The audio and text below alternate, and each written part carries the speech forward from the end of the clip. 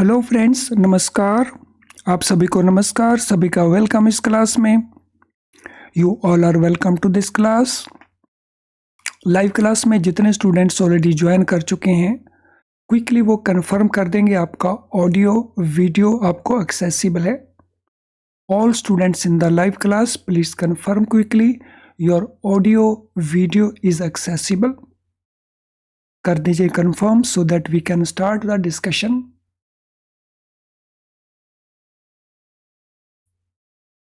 Yes, मैं wait कर रहा हूँ आपके कंफर्मेशन के लिए।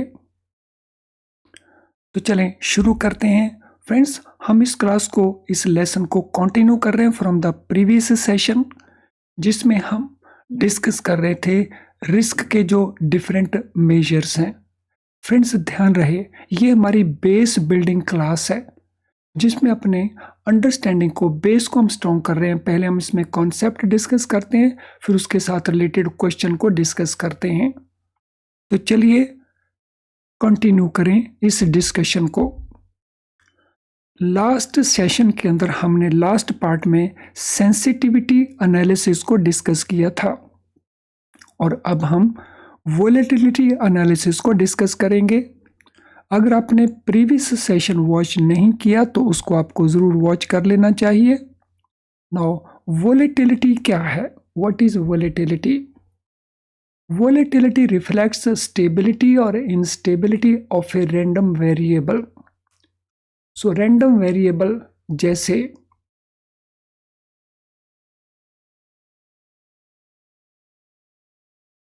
इंटरेस्ट रेट, जैसे एक्सचेंज रेट, तो ये रैंडम वेरिएबल्स हैं, क्योंकि ये स्टेबल या इनस्टेबल हो सकते हैं।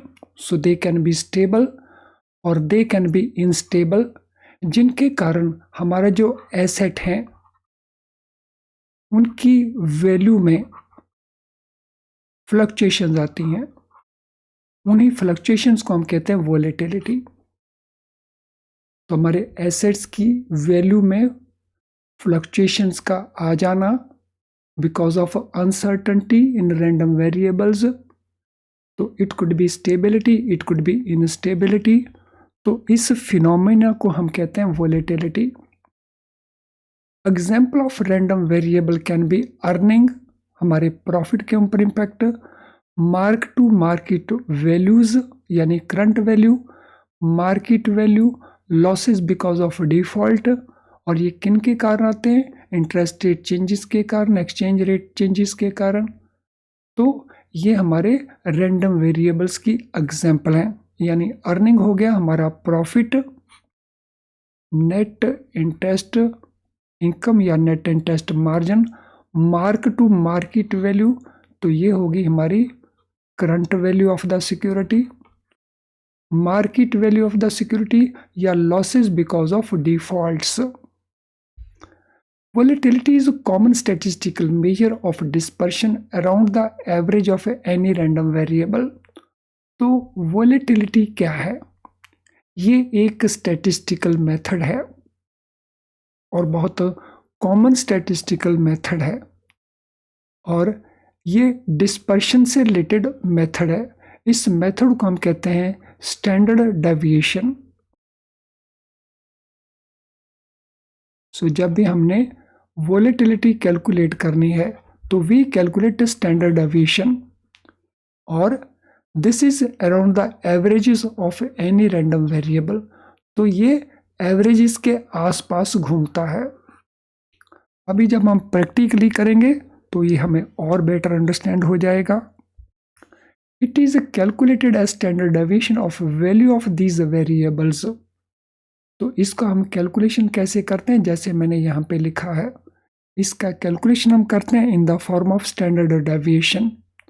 वैल्यूज का स्टैंडर्ड डेविएशन जो उन वेरिएबल्स की वैल्यू है और वो एवरेज के आसपास मूव करती हैं। वोलेटिलिटी कैलकुलेट करने का फार्मूला क्या है?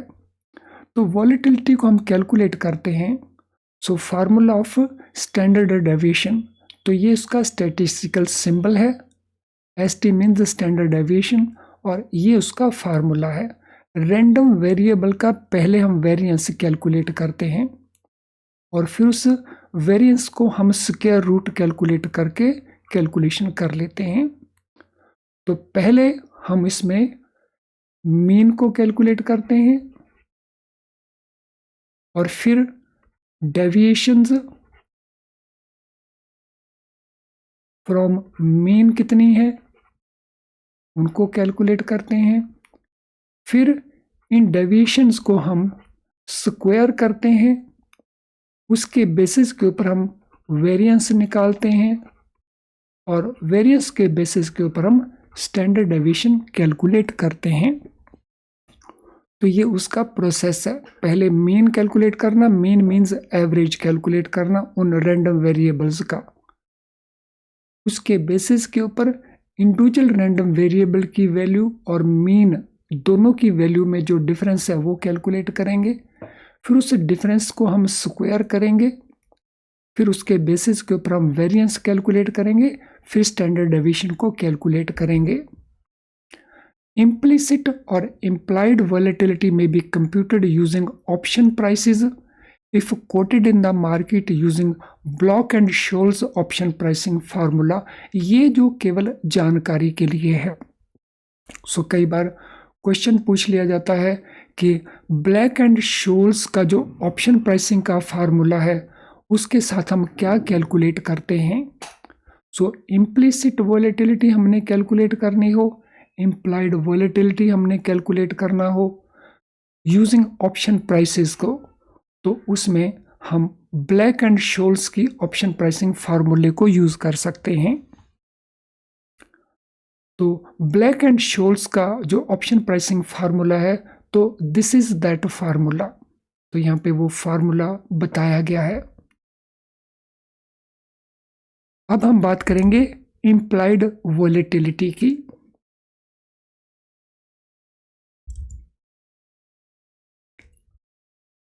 Implied volatility refers to the metric that captures market's view of likelihood of changes in a given security price। तो implied volatility क्या है? तो ये एक मीट्रिक को, ये एक फार्मूले को रेफर करती है। मीट्रिक होता है formula. It captures markets view of possibility, likelihood of changes, probability of changes. क्योंकि ये पॉसिबिलिटी लाइकलीहुड को रिलेट करता है, इसलिए ये फ्यूचरिस्टिक मूवमेंट कहलाता है। जो कुछ फ्यूचर में होने वाला है वो मूवमेंट किसी भी गिवन सिक्योरिटी की प्राइस में। Investors can use implied volatility to a project future moves and is often implied to price option contracts. Investor जो इम्प्लाइड वॉलेटिलिटी है उसको यूज करते हैं फ्यूचर मूव्स को प्रोजेक्ट करने के लिए, यानी फ्यूचर में वैल्यू सिक्योरिटी प्राइस की क्या रहेगी उसको प्रोजेक्ट करने में, उसको फोरकास्ट करने में। It is often employed to price options contract. तो ये किन कॉन्ट्रैक्ट में यूज होता है? जो प्राइस ऑप्शन कॉन्ट्रैक्ट्स होते हैं, तो वहां आमतौर के ऊपर इम्प्लाइड वॉलेटिलिटी को यूज किया जाता है। Implied volatility is not the same thing as historical volatility. Historical volatility is different. Implied volatility is different. Implied volatility जो futuristic movement को represent करती है, लेकिन जो historical volatility है वो एक्चुअली जो हम देख चुके हैं, realized volatility भी हम उसको कहते हैं। तो इसको हम मेजर करते हैं पास्ट मार्केट चेंजेस के बेसिस के ऊपर। तो पास्ट में मार्केट वेरिएबल्स की वैल्यू में क्या चेंज हो चुकी है और उनके एक्चुअल रिजल्ट क्या हैं, उसके बेसिस के ऊपर हम हिस्टोरिकल वॉलेटिलिटी को कैलकुलेट करते हैं। वेयरएस जो इम्प्लाइड वॉलेटिलिटी है, तो इम्प्लाइड वॉलेटिलिटी हम लाइकलीहुड चेंजेस के बेसिस के ऊपर देखते हैं। लाइकलीहुड, पॉसिबल चेंजेस क्या है, एक्सपेक्टेड चेंजेस क्या है। तो ये फ्यूचरिस्टिक हो गया और ये पास्ट को रिलेट करता हुआ हो गया। हिस्टोरिकल में हमारे पास एक्चुअल वैल्यूज हैं, जबकि इम्प्लाइड के अंदर हमारे पास एक्चुअल वैल्यूज़ नहीं है, केवल प्रोजेक्टेड वैल्यूज़ हैं, एस्टिमेटेड वैल्यूज़ हैं। Implicit volatility is forward looking, क्योंकि ये फ्यूचरिस्टिक है। Because option prices being coated is also forward looking. तो जो ऑप्शन की प्राइसेस होती हैं तो वो भी फॉरवर्ड लुकिंग होती हैं, वो भी फ्यूचर के लिए होती हैं। इसीलिए हम इम्प्लाइड वॉलेटिलिटी के कॉन्सेप्ट को यूज़ करते हैं इन ऑप्शन प्राइसिंग। अब हम बात करेंगे एक केस स्टडी की। So case study on volatility calculation. So volatility का कैलकुलेशन अगर हमने करना है तो उसकी केस स्टडी हम यहाँ पे देख रहे हैं। तो यहाँ पे हमारे पास दो कंपनीज के शेयर्स हैं। So shares of company ABC and shares of company XYZ। So company ABC के केस में जो करंट मार्केट प्राइस है CMP, मंडे को 300, ट्यूसडे को 275, वेडनेसडे को 290, थर्सडे को 281, फ्राइडे को 283 and Saturday is market closed. XYZ के केस में Monday it is 445, Tuesday it is 415, Wednesday it is 387, Thursday it is 427 and Friday it is 448। तो ये हमें वैल्यूज दी गई हैं उस मार्केट वेरिएबल की, और मार्केट वेरिएबल यहाँ पे क्या है, शेयर प्राइस। तो ये रैंडम वेरिएबल है शेयर प्राइस, और ये उसकी डिफरेंट डेज को क्लोजिंग वैल्यूज दे रखी हैं। इसके बेसिस के ऊपर हमने कैलकुलेट करनी है वॉलेटिलिटी। और वॉलेटिलिटी कैलकुलेट करने के लिए हमें क्या कैलकुलेट करना पड़ेगा, एनी आंसर। थोड़ी देर पहले मैंने बताया था कि वॉलेटिलिटी कैलकुलेट करने के लिए हम क्या कैलकुलेट करते हैं। So what will be the answer.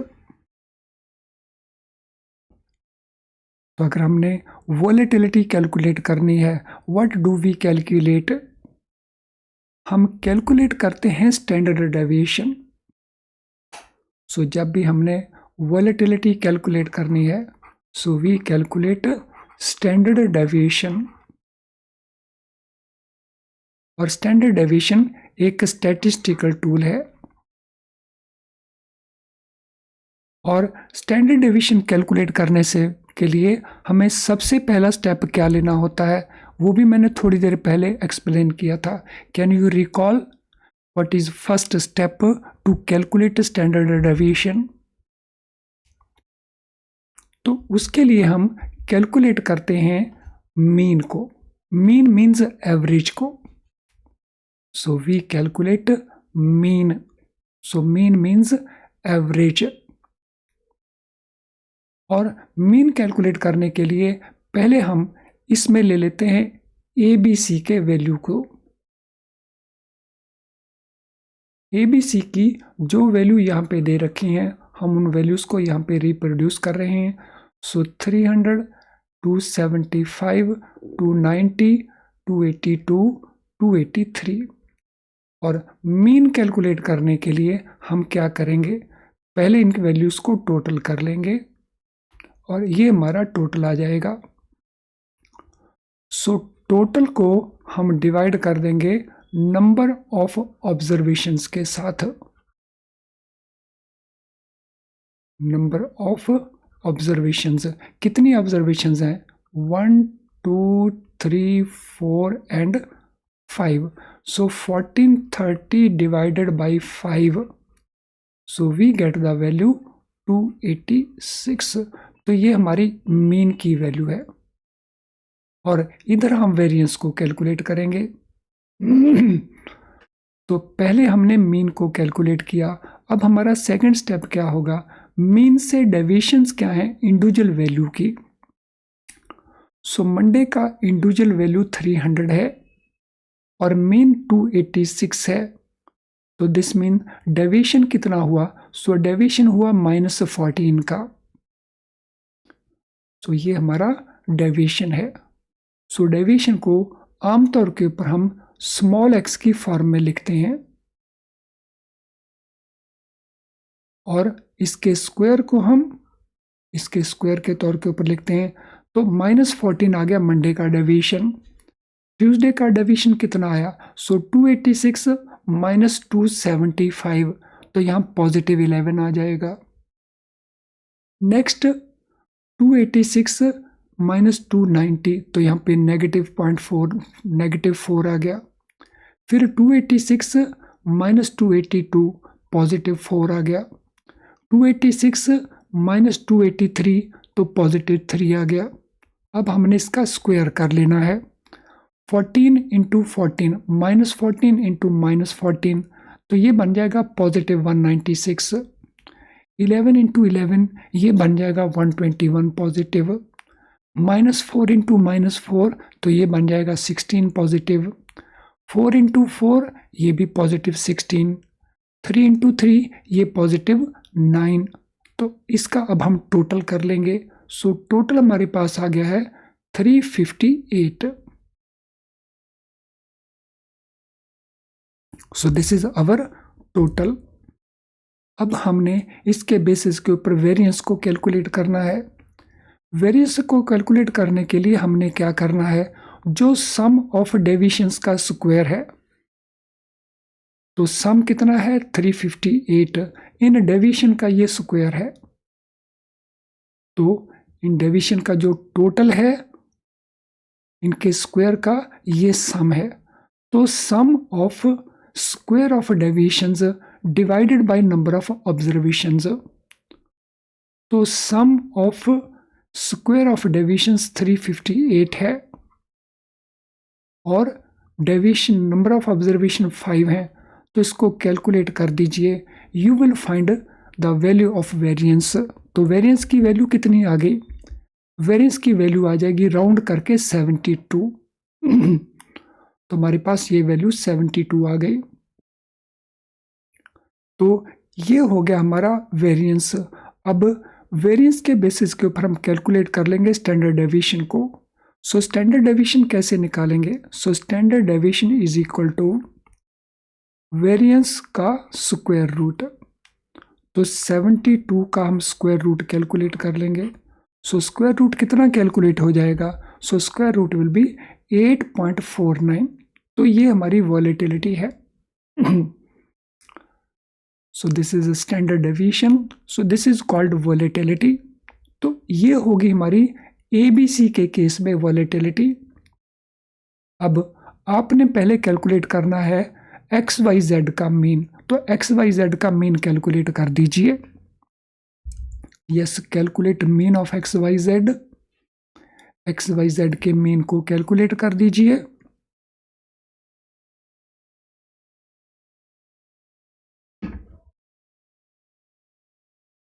सो कर देंगे calculate what is value of mean of XYZ। तो आपकी हेल्प के लिए टोटल मैंने ऑलरेडी यहाँ पे दे दिया है आपको। तो इस टोटल को 5 के साथ डिवाइड कर दीजिए। तो मीन हमारा आ जाएगा 484। सो 424 सॉरी। अब हमें इनके डेविएशंस को निकाल लेंगे। सो डेविएशन हमारा यहाँ पे है small x। No 424 minus 445 minus 21, 424 minus 415 positive 9, 424 minus 387 positive 37, 424 minus 425 minus 1, 424 minus 448 minus 24, और ये हो गए उसके स्क्वायर्स। तो जो डेविएशंस हैं हमने उनका स्क्वायर बना लिया। तो अब हमने स्क्वायर्स को सम कर लिया, उसका टोटल कैलकुलेट कर लिया। अब क्विकली कैलकुलेट कर दीजिए वेरिएंस का वैल्यू कितना आएगा, and I am sure now you can very easily do it. So variance का टोटल कितना आया? 2462। इसको 5 के साथ हमने डिवाइड किया तो वेरिएंस हमारा हो गया 494। अब इसका स्क्वायर रूट कर दीजिए and we will get the volatility 494, इसको स्क्वायर कर दे, इसका स्क्वायर रूट निकाल दीजिए, तो इसका स्क्वायर रूट आ जाएगा 22.2। तो ये वॉलेटिलिटी आ गई स्टॉक XYZ की। तो XYZ के स्टॉक की वॉलेटिलिटी ज़्यादा है compare to volatility of ABC stock. तो इस तरह से हम वॉलेटिलिटी को कैलकुलेट कर सकते हैं। So this way volatility can be calculated. इस केस स्टडी की प्रैक्टिस आपको अपने लेवल के ऊपर एक बार फिर से करनी चाहिए। तो यहाँ पे 2 एग्जांपल्स हैं, तो 2 बार आप इसको वॉलेटिलिटी को कैलकुलेट कर सकते हैं। अगर आपने इसको एज इट इज छोड़ दिया ये सोच के कि चलो समझ में आ गया, तो बहुत क्विकली भूल जाएंगे। तो इसीलिए इंडिपेंडेंटली आपको इसको एक बार फिर से कैलकुलेट करना चाहिए, सो दैट आगे के लिए आप इस कॉन्सेप्ट को अच्छे से अंडरस्टैंड कर सकें। सो इससे पहले कि हम अगले पार्ट को कवर करें, this is important information for you. क्या आप अपना प्रेपरेशन IIBF बुक्स को यूज करके कर रहे हैं? अगर ऐसा है तो आपके सामने कुछ इश्यूज हो सकते हैं। फॉर एग्जाम्पल, इन बुक्स में जो कुछ लिखा गया है, जैसे लिखा गया है you find it difficult to understand, आप बार बार करते हैं फिर भूल जाते हैं, और उसके कारण आपका lot of time is consumed and time is already very short with you। इन बुक्स में जो प्रैक्टिस क्वेश्चंस अवेलेबल करवाए गए हैं at end of each chapter, they are very few practice questions, जिससे आपकी प्रॉपर प्रैक्टिस नहीं हो पाती। देन इस बुक में आपको जो केस स्टडीज हैं वो तो बहुत रेयरली अवेलेबल होंगी, तो जिनके कारण हमारी प्रॉपर प्रिपरेशन नहीं हो पाती और हम जो क्वालिफाइंग स्कोर है वो नहीं ले पाते। अब इनका सॉल्यूशन क्या है? इनका सॉल्यूशन है हमारे best quality low priced video lessons. इन वीडियो लेसन्स में जो कुछ भी हम आपको कंसेप्ट समझाते हैं वो बहुत आसान करके समझाते हैं, जिससे आप उसको अंडरस्टैंड कर लेते हैं, वो भी बहुत क्विकली अंडरस्टैंड कर लेते हैं, और फिर बाद में वो आपको याद भी रहता है। तो इससे आपकी ये दोनों इश्यूज इनसे सॉल्व हो जाते हैं। हमारा क्वेश्चन बैंक, जिसमें मल्टी चॉइस क्वेश्चंस आपको बहुत सारे अवेलेबल होते हैं, उससे आपकी प्रॉपर प्रैक्टिस हो जाती है। हमारे केस स्टडी का पैकेज, जिसमें बहुत सारी केस स्टडीज़ अवेलेबल होती हैं, अगर आप इनको कर लेते हैं तो केस स्टडीज़ की आपकी बहुत अच्छी प्रैक्टिस हो जाती है। आपको जानकारी होगी कि पेपर के अंदर केस स्टडी बेस्ड क्वेश्चंस बहुत ज़्यादा पूछे जाते हैं। अगर इतना कुछ अवेलेबल है जो आपकी हेल्प कर सकता है टू स्कोर मिनिमम मार्क्स, जो क्वालिफाइंग मार्क्स होते हैं, तो why not to use it. तो ये अवेलेबल कहाँ पे है? तो ये अवेलेबल हमारी ऐप के थ्रू है, ये अवेलेबल हमारी वेबसाइट के थ्रू है। तो हमारी वेबसाइट को लॉग इन करें और इन कोर्सेज का बेनिफिट लें। और फ्रेंड्स, एक बात और, ये जो लाइव क्लास हम कंडक्ट करते हैं, is it enough to pass the exam? So live class is not enough to pass the exam, लेकिन लाइव क्लास आपके स्कोर को इम्प्रूव करती है, इसीलिए लाइव क्लास को देखना मत भूलें। लेकिन at the same time full preparation आपको करनी है, और वो फुल प्रेपरेशन आप कर सकते हैं जब ये सारा कुछ आप यूज़ करेंगे। तो चलिए अब हम चलते हैं नेक्स्ट पार्ट के ऊपर। Computation of historical volatility based on defined time series. अगर हमारे पास डिफाइंड टाइम सीरीज अवेलेबल हों, उसके बेसिस के ऊपर हम कैसे कैलकुलेट करते हैं, कैसे कंप्यूट करते हैं। Historical volatility is based on past data. जैसे हमने अभी लास्ट स्लाइड में केस स्टडी की थी, तो that was past data and that past data was actual closing price. तो हिस्टोरिकल वो वॉलेटिलिटी हमने कैलकुलेट करी थी। तो वो जो 5 डेज का डेटा हमारे पास अवेलेबल था, तो उसको हम कहते हैं time series data. Calculation of historical mean and volatility requires time series. तो अगर हमने हिस्टोरिकल मीन को कैलकुलेट करना है या हिस्टोरिकल वॉलेटिलिटी को कैलकुलेट करना है तो हमें टाइम सीरीज इंफॉर्मेशन चाहिए। तो वो इंफॉर्मेशन हमने एग्जाम्पल में डेली इंफॉर्मेशन ली थी, तो it could B weekly information, it could be half yearly, it could B yearly information. Defining a time series requires defining period of observations and frequency of observations. तो जब भी हमने time series को define करना है तो पहले हमें क्या डिफाइन करना है कि कितना पीरियड हम ऑब्जर्वेशन का लेना चाहेंगे। जैसे हमारी केस स्टडी में हमने 5 डेज का पीरियड लिया था और फ्रीक्वेंसी ऑफ ऑब्जर्वेशन हम क्या रखेंगे। सो फ्रीक्वेंसी ऑफ ऑब्जर्वेशन हमारी केस स्टडी में हमने डेली फ्रीक्वेंसी को चूज किया था। To calculate volatility of a stock price, period of observation may be 1 year, frequency of observation may be daily closing price. तो जब हम वॉलेटिलिटी को कैलकुलेट करेंगे तो 5 डेज की बजाय हम 1 साल का पीरियड ले सकते हैं फॉर एग्जांपल, लेकिन उसमें जो हम फ्रीक्वेंसी लेंगे वो डेली क्लोजिंग प्राइस को ले सकते हैं। It will compute daily volatility of the stock. इससे हम क्या कैलकुलेट कर पाएंगे, हम डेली वॉलेटिलिटी को कैलकुलेट कर पाएंगे। यानी वॉलेटिलिटी का जो कैलकुलेशन है वो फ्रीक्वेंसी से रिलेटेड है। तो अगर हम डेली क्लोजिंग प्राइस लेते हैं 1 साल के लिए तो हम क्या कैलकुलेट कर रहे होंगे, हम डेली वॉलेटिलिटी को कैलकुलेट कर रहे होंगे इररिस्पेक्टिव ऑफ कि हम कितने पीरियड टाइम स्लॉट के अंदर हम उसको ले रहे हैं। Similarly, if frequency is weekly or frequency is monthly, the calculated volatility will be weekly volatility or monthly volatility respectively.